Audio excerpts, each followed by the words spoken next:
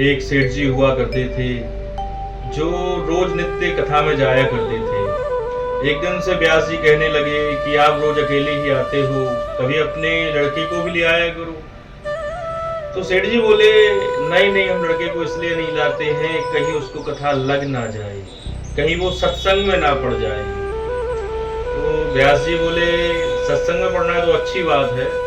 तो सेठ जी कहते हैं, नहीं, वो फिर ज्यादा सांसारिक जीवन को छोड़कर इसी भक्ति भाव में लग जाएगा, इसी वजह से हम लाते नहीं हैं।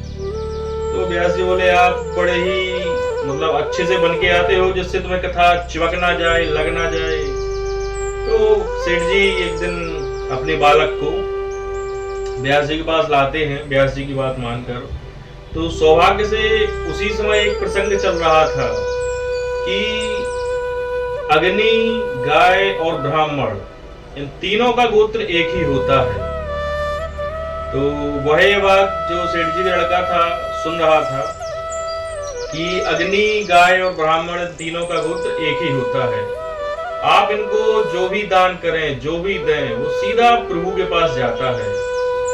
तो सेठ जी का लड़का कहता है, ये भी अच्छी बात है कि बताओ, अब यहाँ वहां देने की जरूरत ही नहीं है, सीधा इन्हीं के पास, भगवान के पास ही जा रहा है। तो कथा सुनते सुनते वो घर चला जाता है और अगले दिन फिर वो फार्चून की दुकान पर जाता है। उसकी सेठ लोग थे, व्यापारी लोग हैं, उनकी दुकान होती है। तो एक दिन लड़का जाता है दुकान पर और बैठा बैठा करता है।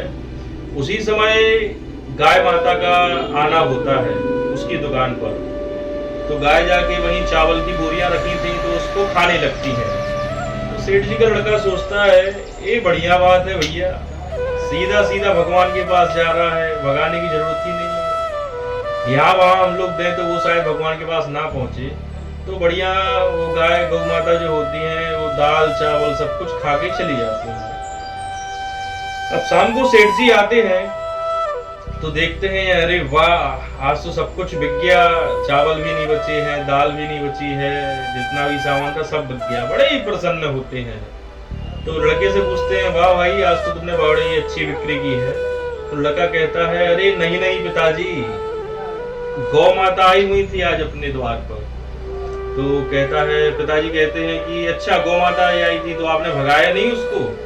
तो सेठ जी का लड़का कहता है, अरे पिताजी, कल वहां गुरुजी नहीं कह रहे थे कि गौ और ब्राह्मण और अग्नि, ये तीनों का गोत्र एक ही होता है।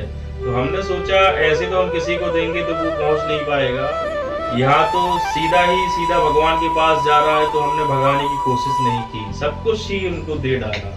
तो सेठ जी कहने लगे कि हमने रोका था कि कथा में ना जाओ, इसको कथा लग गई। कहने की बात यह है कि सत्संग में जाना अलग बात होती है और सत्संग को अपने जीवन में उतारना अलग बात होती है। जाते तो सभी लोग हैं, कथा सुनते भी बहुत से लोग हैं। अभी कहीं कथा होने लगे तो सभी लोग सुनने के लिए आ जाते हैं।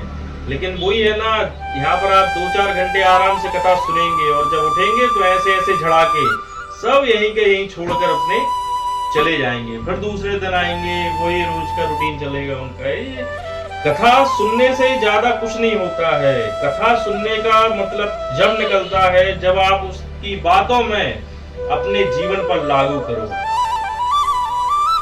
तभी तक इसका सार होता है। बोले जय श्री राधे।